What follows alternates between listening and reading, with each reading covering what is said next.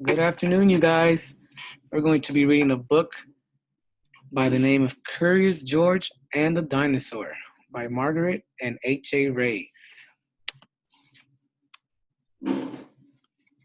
Jimmy's class was taking a field trip to the museum, and George was going along. We're glad to have you, George, said Mr. Chauncey, the teacher, but don't get into trouble. At the museum, Mr. Chauncey began to explain one of the displays.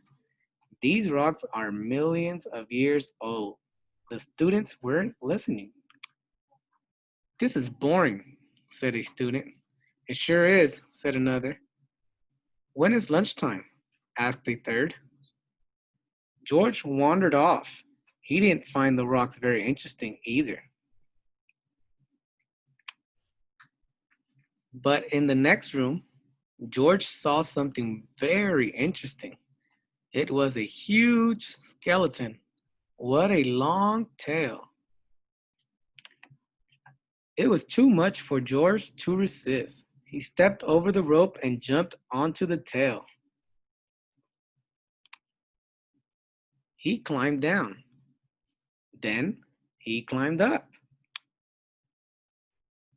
He climbed up and up until he reached the skeleton's head.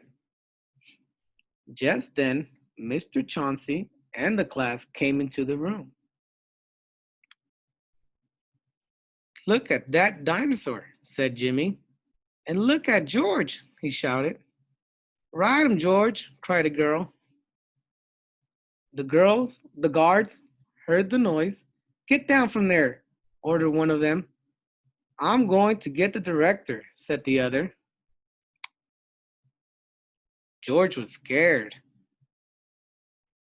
Is that how they rode dinosaurs in the old day? A girl asked Mr. Chauncey. Well, no, he said. Tell us more about the dinosaurs, someone said. George was curious. What was a dinosaur? Well, said Mr. Chauncey, the earth was once full of huge creatures like this. Suddenly, the director of the museum came charging in. What's this about a monkey on our dinosaur? He asked. Guards, get that monkey down before he causes any damage, he ordered. Poor George. There he was on top of a dinosaur and no place to hide. Just a moment, said Mr. Chauncey.